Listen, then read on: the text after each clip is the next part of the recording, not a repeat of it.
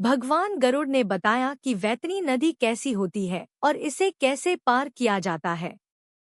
यमपद की यात्रा गरुड़ पुराण पर आधारित एक कथा। महाराष्ट्र के एक छोटे से गांव बेलापुर में एक वृद्ध ब्राह्मण रहा करते थे। नाम था सोमदत्त। जन्म से ही वे धर्मपरायण थे। उन्होंने वेदों का अध्ययन किया था, यज्ञवन में पारंगत थे और जीवन भर उन्होंने पूजा पाठ, दान पुण्य और सत्कर्मों को ही अपनी दिनचर्या बनाया। उनका जीवन एक आदर्श ब्राह्मण का जीवन था, शांत, विनम्र और करुणा से भरा हुआ। गांव के लोग उन्हें बहुत मानते थे। जब कोई दुखी होता, वह सोमदत्त के द्वार पर आता। वे न केवल धार्मिक सलाह देते बल्कि यथासंभव मदद भी करते। वृद्धावस्था में उनका जीवन पूरी तरह भगवान विष्णु की भक्ति में लीन हो गया। प्रातः और सायंकाल तुलसी के पौधे के समक्ष दीपक जलाना, विष्णु सहस्त्रनाम का पाठ करना और रामायण का श्रवण ही उनका जीवन बन गया था। एक दिन जैसे ही सूर्य की पहली किरणें आकाश में फैली, सोमदत्त तुलसी के पास दीपक लेकर पहुंचे। उन्होंने नमो भगवते वासुदेवाय का जाप करते हुए दीप जलाया और अचानक उनके मुख से नारायण निकला।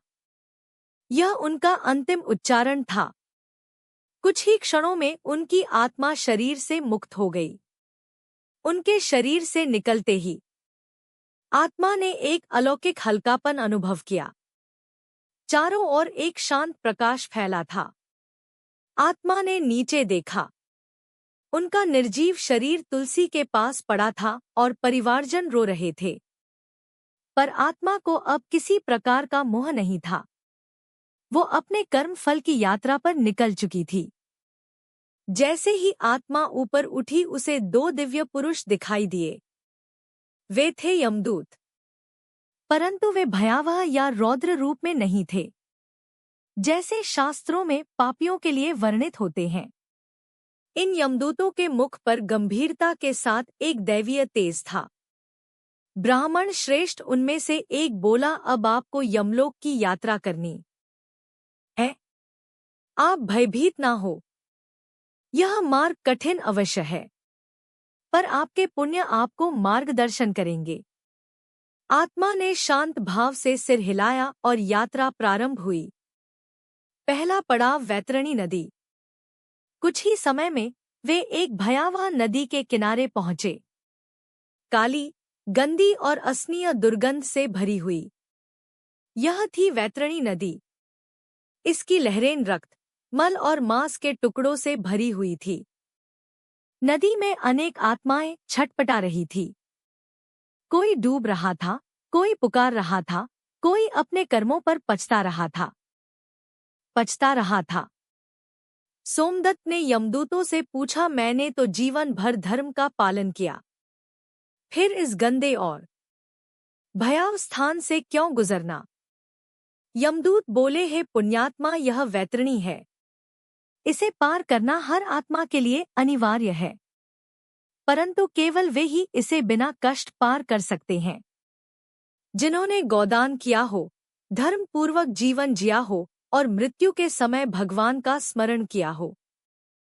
सोमदत्त के मन में शांति आई।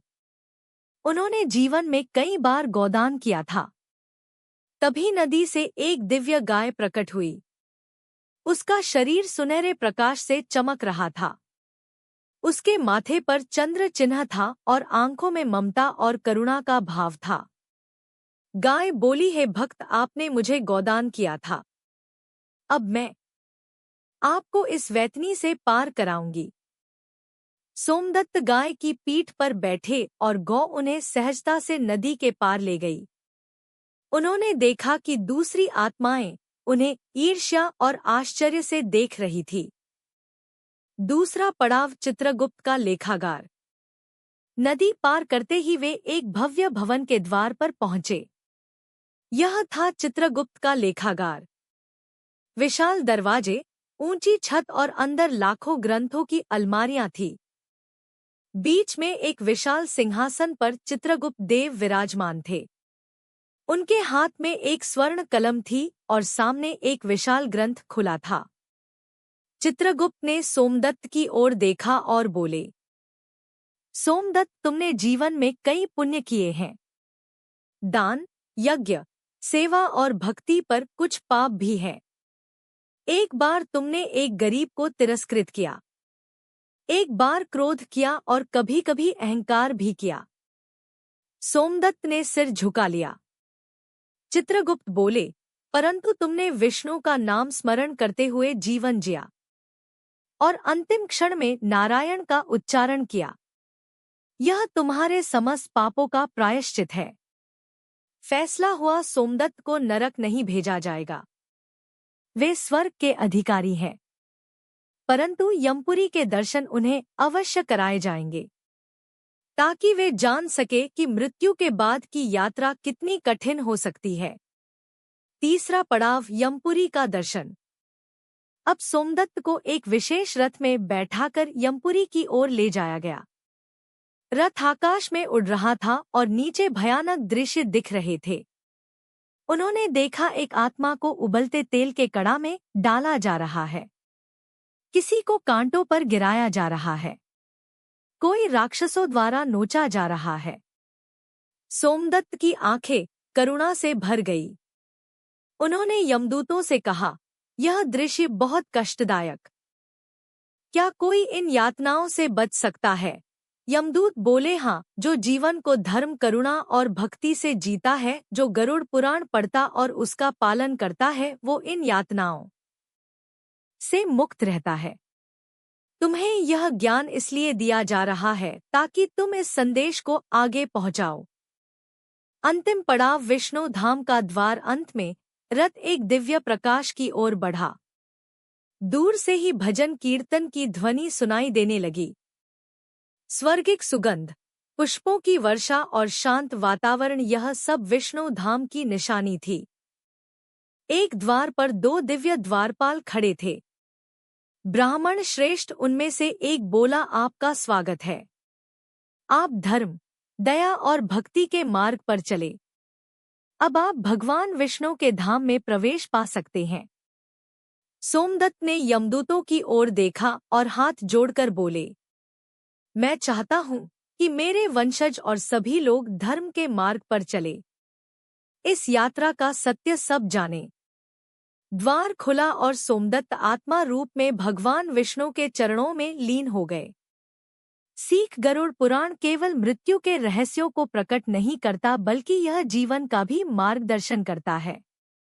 यह सिखाता है कि मृत्यु कोई अंत नहीं, बल्कि एक यात्रा की शुरुआत है।